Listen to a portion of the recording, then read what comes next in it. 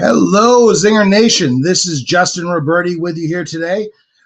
For today, I've decided instead of focusing on having a guest, which is what I do on this coming Wednesday, we're going to have somebody from actually Maha from Vayner NFT, Vayner Media. She works directly with Gary V. She'll be coming on Wednesday at 5 p.m. if you want to hear a little bit about V Friends and your various Gary V related projects. But I thought today that I would talk a little bit about something that I thought had been coming up lately, and I had some questions about. So I thought maybe you would agree with me. Please, if you're watching this, thank you, and like and subscribe by all means, because I'm a nice enough guy. I mean, probably not the best guy, but I try. So let me go ahead and get into this. The title for today's show is WTF is Web3 and why should we care? And basically that's kind of what I'm working off of here. Of course, what got all of our attention in the first place about Web3 is the fact that it was getting was being discussed by Jack Dorsey here. I'm trying to see if I'm getting this at all successfully smaller. Well, what the heck is Web3 and why should we care? All right, so let's get into this. Let's see if that's visible. On June 10th, there was, they introduced the idea of Web5. Obviously skipping all form by leaving behind Web4, and we'll explain that in a minute because that was something I didn't understand myself before. Jack Dorsey, of course, one of the co-founders of Twitter, famous Bitcoin maximalist, famous technologist and billionaire, posted something from his company TBD, which is part of the block, one of the subsidiary of it, saying this is likely to be our most important contribution to the internet. Proud of the team. Rest in peace, Web3 VCs. Well, that's an interesting idea, but I mean, of course, that hasn't quite happened yet. But maybe rest in peace anyway, Web3 VCs after this market we're having around. Here's something I share just to, maybe if I make that a little small. That's too small. Just to show how funny the very, very wealthy are. It's wonderful. Somebody said, if Jack and Bitcoin can create Web5, then Dogecoin can create Web69. Yeah, that's good, guys. And then to which Jack responded, your move, and added Elon Musk. And Elon Musk, really one of the funniest men on Twitter. That's just a matter of public record. Says Web69 is with fireballs. So we've got billionaires out there taking time from their day to make important jokes about 69 and Beavis and Butthead level humor that I might have been embarrassed of as a sophomore in high school, but that's okay. Maybe it's just because they get it and I don't. So and don't worry if you're worried about his relationship with between Jack and Elon. We love to see our famous billionaires getting along. No, they agreed afterwards that they would go ahead and talk this through and all the wild possibilities that Web5 is bringing us. Web4 completely passe. Web3, of course, I'm obviously going to have to change the name of the show.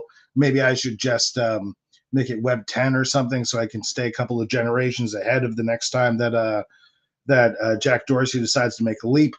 But basically, if you got hung up on the name at all, like, here's your explainer. Yeah, again, to go along with the 69 thing, this looks like maybe it looks like a picture to me, but that's okay. It's probably not supposed to, right? Now I'm just thinking of ASCII art. I'm back to the early Web 1 days, back when that sort of thing used to be funny. But no, of course, that's not what Jack Dorsey would do. He is a big brain billionaire. What he's trying to show is that Web 2 and Web 3 added together, Web 5. Yep. That's what he's saying. I'd love to see the explanation or the algorithm that Musk is going to come up with to give us Web69. What I do know about it is that he will pay someone else to write that algorithm. But anyway, going on, giving you the too long didn't read version of this. So Web5 now with extra decentralization, decentralized identifiers, very much like sovereign identity projects. If you're familiar with Peer Mountain from like 5 years ago, that was a company I was working a little bit with at the time. And Jed Grant, he was working on sovereign identity kind of stuff, already very much in the Web3 and blockchain space. So Justin remains a little perplexed, but maybe that's why this was a question to me. And Bitcoin-based decentralized network. Well, of course, we know that that he is a maximalist. I guess that's not hugely surprising. He's going to make some Dorsey's going to make some statements through his company here. I should say his company will make these statements about how other coins are kind of unnecessary. I think from his perspective, other crypto other than Bitcoin is necessary, but I think that's by design in some ways. So Dorsey's Block Incorporated subsidiary TBD, yes, that's the of the company TBD. I assume like to be determined or to be decentralized. Maybe it is. It probably is, isn't it? That probably, of course it is. It's like dad jokes. It's like my whole show is just reciting dad jokes to you that billionaires made now. That's fantastic. I'm happy for both of us. Has been creating a Bitcoin network-based decentralized web called Web5. Web5, a direct competitor to Web3, as opposed to the next stage, what it would maybe imply.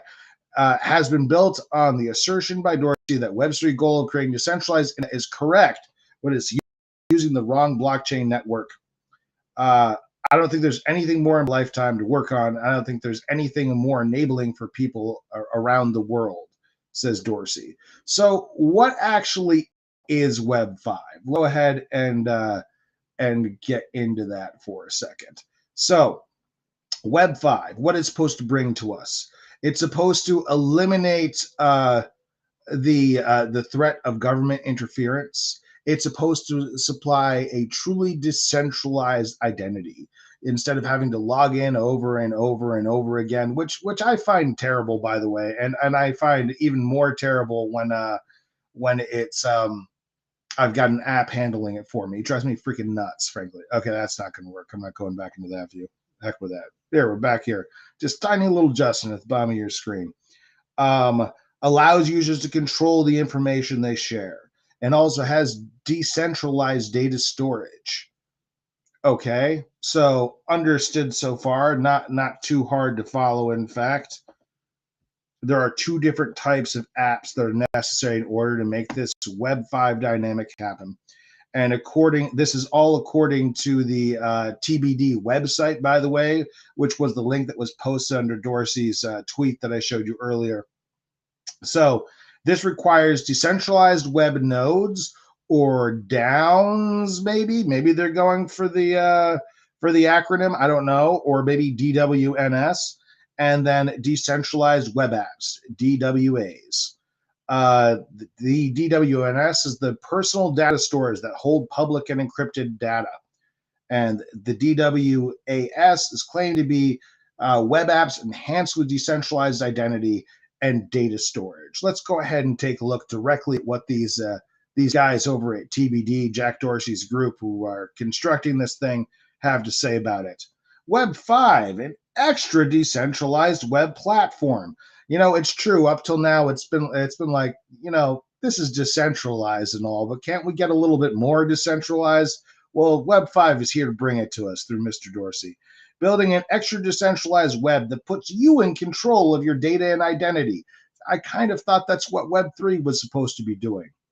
But okay, the web democratized the exchange of information, but it's missing a key layer, identity. We struggle to secure personal data with hundreds of accounts and passwords we can't remember. On the web today, identity and personal data have become the property of third parties. Okay, that's true. That's all Web 2 stuff. But we're skipping ahead to Web 5. Decentralized identity and data storage to your applications. It lets devs focus on creating delightful user experiences while returning ownership of data to individuals. Well, Okay, that sounds promising. So this is all taken directly from the deck, by the way, that was available in the link that he published below that Twitter that I just sent to you. And by the way, thank you everyone. Thank you, Allison. It's great to see you again. Hello, Thought by Nature. Nice to see you. I don't know where Lord Byron is, but grateful for every single one of you that have decided to join me on my little report and adventure today. This is all me just kind of like figuring it out for myself, among other things. So let's see. Going back up. Okay, so you know how this is supposed to work. In the current web model, most users do not own their own identity, don't own their identity or data. They're given accounts by companies, and their data is held captive in app silos. We've heard Dorsey talk about this before. Of course, he's like, you know, what is it? What is the point of how can we keep calling it decentralization when ultimately we have centralized we have centralized nodes in charge of it? So you know that is a fair criticism in some case. Of course, we have centralized money, we have centralized corporations. You know, there are a surprising number of places for centralization to slip into your otherwise decentralized world, and that is kind of the problem that he's trying to address. So I can understand that there's something to that. So he's talking personal and social communications, financial interactions, all the apps that we love. Apps built for Web5 store their data with you. To create a new class of decentralized apps and protocols, TB DEX, that puts individuals at the center. We must empower them with self-owned identity and restore control over their data. So there you have that. And of course, here are the pillars of Web5. We've got decentralized identifiers, verifiable credentials, and decentralized web nodes. I mean, the idea being essentially that you are carrying something the equivalent to, I would imagine, your passcode for your wallet. You've got something that represents your identity, that it can only be given out by when you choose to. You go through you hand over verified credentials, and then the decentralized web nodes interact with you. Being the idea being that with the web nodes, they are by being decentralized, they are more independent, or they are independent of government. Now, of course, we've already had many entities make this claim. We've had them make this claim after blockchain, or after blockchain and became prevalent in usage. And when exchanges have been asked to hand over the identities of wallet holders, they have. So, I mean, I get it. It would be interesting to make a system where that literally is not possible, but it's like it's awfully hard to stay perfectly decentralized in an otherwise centralized world, if you know what I mean. Web5 network topology. So you've got Alice's remote DWN, Bob's remote DWN. They're sending out packets of data. They're using a decentralized identity resolver in order to be able to even interact with each other. The combination of decentralized identifiers and decentralized web nodes produces a web of DID secured messaging, data sharing, and credential exchange that can replace one-off protocols, encrypted messaging, photo sharing, etc., with universal standards for all types of semantic data exchange. You know, I'm sort of having a little bit of deja vu to the day when I remember when Facebook tried to kind of make themselves the single sign-in for all uses online, and succeeded to some degree. And then Alphabet and Google succeeded to some degree as well. I think a little bit more than Facebook. But here we are again with history repeating itself. This time in Web5, though, making it 2 points more exciting than if it were Web3, and 3 more exciting than if it was Web2. What are PWAs? PWA stands for Progressive Web App. We don't often use the word progressive here in the crypto space, but that's fantastic. Progressive Web Apps, a standard for installable web apps that is implemented in all major browsers today. PWAs are websites that took their vitamins and have special powers. I'm so glad I read that line, because did the copywriter mean to come back to that? Really? You took your vitamin? When does that ever happen? I kept waiting for that to happen when I was a little kid, but never once did that happen for me. If you guys ever developed special powers from Flintstone vitamins, please let me know. But that's what PWAs are meant to be. Tell me your travel plans. Again, this was published on their actual site, and I imagine they have quite a bit of budget. Hotel me? Are we really verbing hotel? You know, Shakespeare verbed some of the earliest words. Table the discussion, that was Shakespeare. It's true, you can look it up. But I suppose what we're finding out here is that Alice is granting her hotel, airline, and rental car provider the ability to add schema.org reservation objects to her collection of trip-related data. Alice can grant any app she chooses to access reservations and tickets stored in her schema, and then also presents it to her as a nice little readable thing. Well, I mean, that's useful. That's pretty good, and it would be good to have it stored in one place rather than several. Definitely, there's a lot of data redundancy. There's a lot of redundancy of logging in and so forth. But I mean, aside from the fact that I don't think that this is currently in use, also this isn't particularly new. You know, again, I worked with a travel company during the first ICO craze that was looking to accomplish just such a similar thing. I suppose that we're going to find out that the big difference here is that they're doing it without selling a coin, which, you know, is possibly heresy here in the blockchain world.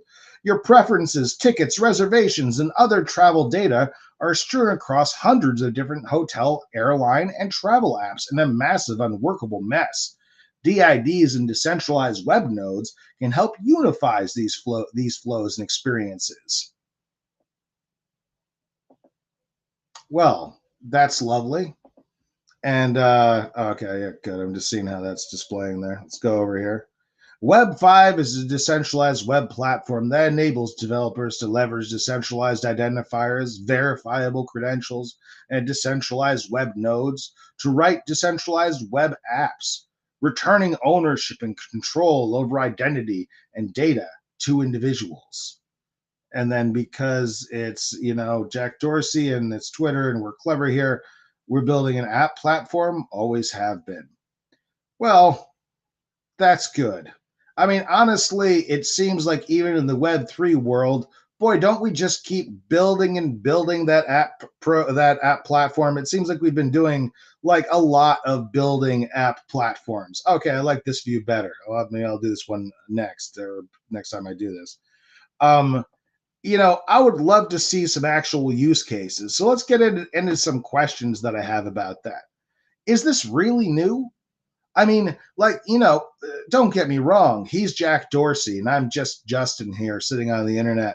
But like, it seems to me like I was speaking to a sovereign identity project that's on blockchain. I think it might be on Tezos last week. I was working with another one several years ago. And the question that I always raise is, you know, if you work and live within a government and within an area ruled by a government, how decentralized are you really? Like, you're still subject to the laws of that land. So I'm becoming differently sensitive to this because I used to think that this was the rhetoric of people who just had some really utopian ideas. But now I kind of look at it a little bit more cynically and also think this is, you know, people trying to big up something like and make it seem more like it's a new thing than it actually is, in my opinion. You know, the second question to ask yourself is, are they selling something? And the answer here is absolutely. In fact, yes. In fact, they are, you know, barely bothering to hide that. Now, I'm grateful that we are, you know, not back in 2017 where there's going to be an immediate ICO, for example. But no doubt that there already has been quite a bit of money raised toward this, that there will continue to be more. Will this work? I don't know. I mean, it could. I suppose that like Jack Dorsey's Web5 is going to be has a greater chance of succeeding than Justin's amazing Web25. Which, as soon as I'm done with the algorithm, I want it to be 5 times as good as Dorsey's Web. So I'm going to come out with that and show it to y'all. And what this really occurs to me, what this really brings to me, which is kind of the central question to me, is this a new phenomenon, or is this just a marketing ploy? Is this someone who has a disproportionately strong presence on the web, on Twitter, for example, Jack Dorsey, using that and using the idea that we are switching over to a totally new thing to promote what sounds an awful lot to me like another blockchain project, like the kind I write about every single week and have on my show every single week, except for these shows where I decide to show you a PowerPoint presentation instead. I don't know. I'm still working it out. Let me know. Is it annoying? Like, I kind of figured that it would be better to not always be guest dependent, essentially. So I've tried to come up with other things, and I like to go over what other people have written. I really do want to give a special meritorious award to whomever said that thing about, they're like regular websites that have taken their vitamins and now have special power. Where the heck did they say that? It doesn't matter. But I was going to show you this. Essentially, just to give you an idea, the Web 1 timeline launched to the public on April 30th, 1993, which is my birthday, funny enough. Web 2 was coined by Darcy DiNucci in an article she wrote in 1999. And then in 2014, Gavin Wood, coined the phrase Web 3. Web 4, nope, Web 4 never had a chance. Forget Web 4. Put it behind you. It's already old. And now we have Web 5, which seems specifically to be about pitching this particular project. So what I'm kind of struggling with here, and feel free to shout it out, guys, if you've got insights for me on this or want to correct me about this or whatever. I'm all for it. Please correct me, educate me. But it seems to me that we're just looking, this is just another way to look at an identity based platform, or like a layer 2 solution, I guess, maybe built on Bitcoin, which is essentially a protocol that's going to allow people to manage identity, a sovereign identity, in a different way. That's a good idea. However, since I did just have a conversation with a project that does this last week, maybe I'll write about it this week. There are questions that go along with sovereign identity. I mean, first of all, let's not talk about the idea that people might abuse complete anonymity on the internet in ways that are both obnoxious and sometimes completely illegal. I think frequently, in fact, if they were completely anonymous, and the ways that people have attempted to hide illegal activity, even on platforms that have encryption, like Telegram, assuming that the encryption was going to stop the FBI from catching up with them, which of course it did not. So I just have to say that, as much as I am for free speech, as much as, I believe I am, I've always been a big believer in free speech. I certainly never stopped talking. But, are we sure that, bad actors are not going to use the opportunity for complete anonymity to do any number of terrible things, really every imaginable terrible thing you can think of? And I think the answer is inevitably no. It is inevitably yes. It is a surefire thing. And thank you for watching my presentation, by the way. It is a surefire thing that this technology, once available, will present immediate problems that I hope are addressed before it even comes out. Like, if Dorsey actually succeeds and creates something that the U.S. government cannot, whether it's through his financial might or his technical wizardry, that the U.S. government cannot find the identities of the people that are using Web 5, for example. His decentralized identities are maybe impenetrable. Immediately will take an enormous step back in terms of what about KYC? What about AML? Know your customer, anti-money laundering, obviously about money laundering, and trying to make sure that crypto isn't used to pass funds between terrorist cells, for example, which it almost certainly is at this point. Actually, I'm not saying it's the biggest use case, but of course it does exist out there, if we're to be realistic about it. The thing is, if people have the possibility there are a lot of ways to abuse sovereign identity. I think sovereign identity is a subject worth exploring, and to be about as opinionated as I'm gonna be about this particular billionaire's project, I just kind of think I'm getting pitched a project right now. I mean, that's kind of what it feels like. Wouldn't it be wonderful? Yes, it would be wonderful. But in order for true decentralization to take place, guys, I mean, I guess we are envisioning some version of Skynet or something like that. Something where you've got like literally a non-human controlled voting mechanism. I mean, there are DAOs operating right now. How do they demonstrably do a better job of managing this stuff than human beings? I don't know. Decentralization is definitely safer and a better idea in many places, but complete decentralization becomes a thorny issue. And to lead with that and present it as a new wave of web, maybe I'm just a little bit too hung up on the semantics of the whole thing, but I don't think that we get to declare this a Web5. I think that we're still very much in Web3, and maybe Elon and Jack are just having some fun at old Justin's expense, and I don't get it because I'm not as hip as either one of them. I'm certainly not as successful as either one of them with their dumb dad jokes. But it seems an awful lot to me like this is somebody just using their clout and the idea that they're bringing something new and revolutionary as a marketing ploy, which is ultimately what this looks like to me. So that's a little background on what Jack Dorsey is doing right now. We could have gotten a lot deeper in a lot of different areas. He and Musk have had more communications about this. What is Musk doing with Twitter, for that matter? It looks like not buying it at this point, or at least he's insisting he's not. Maybe he'll have to pay, I think it's a $1 billion penalty. It was set really suspiciously low. So, let me know if there's a particular subject you'd want me to explore. Another thought I had of doing for today is to look at the, communications, the final communications or the communications that are coming out now for projects like Terra Luna, Terra Network, and Celsius. See what they've actually been saying for themselves, because I'm really kind of fond of reviewing corporate messaging. I did corporate messaging for like 20 years, so I have lots of opinions about it. So that was very silly and somewhat interesting. If you liked it, please give me a like. Please say hello and comments, whatever. I love that sort of thing. Find me on Twitter. I'm @Sensible. I'm just a guy with a couple of opinions. I don't think, for instance, I'll leave you with this. This is my biggest opinion of all today.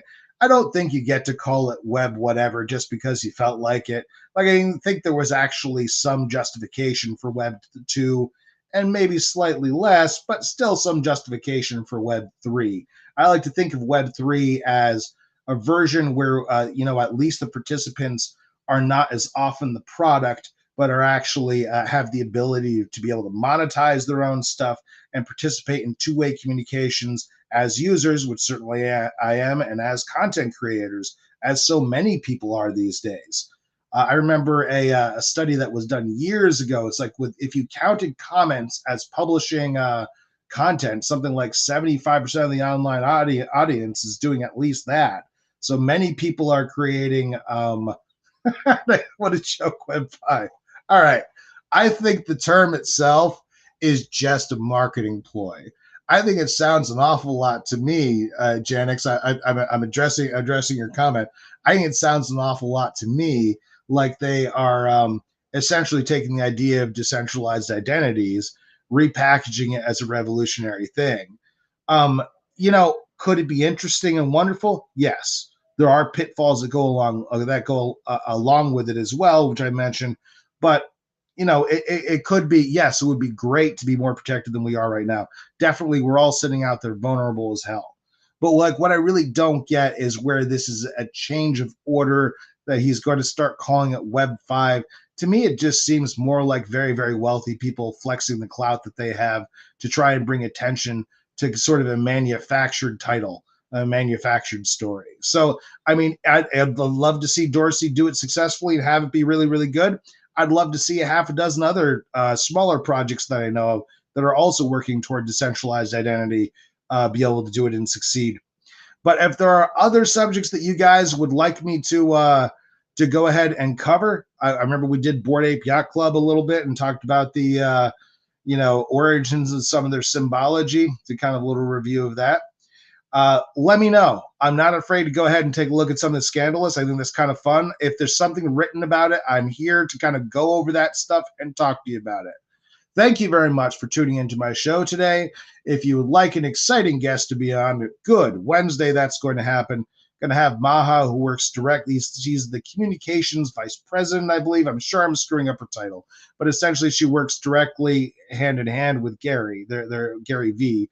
They're constantly in contact, and she's going to come in and talk to me about sort of the new branding and the going forward strategy of Vayner NFT, which I think is a really exciting organization. I'm here for it. I want to hear about it. But all right, thank you guys. You've been fantastic as always. Please like and subscribe. Please subscribe to Benzinga Crypto, which I think this is where this is appearing, and Benzinga as well. And find me at Sensible on Twitter. I'm always happy to talk to y'all.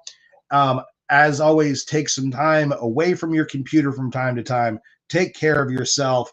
Be good to yourself as much as possible. Thank you, Mo. You're awesome. Great job to you, too, because you stayed all the way till the end. And like always, guys, get outside. You know, my dog makes me walk her 3 times a day, and thank God for her. I have a golden retriever. Oh, my God. I love Stella. She's the best. My kids are great, too, but I love my dog. And my wife. I love my wife, too. But then I've got my golden retriever. She's amazing. But try to get outside and take care of yourself a little bit. If you're stressing out about the market, try not to.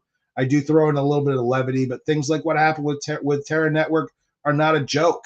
There are some terrible stories out there right now, and frankly, people have been reaching out to me with their own kind of tragic stories. I have to think about what to do with that. Like I'm tempted to do a roundup. I want to show the human impact. You know, like for some people out there investing in crypto right now are not okay with the way the market's been. If they got highly leveraged in some altcoin or whatever euphemism you want to use, you know, and to me, in the case of, it is not conclusive, but Terra is being investigated in Korea for fraud.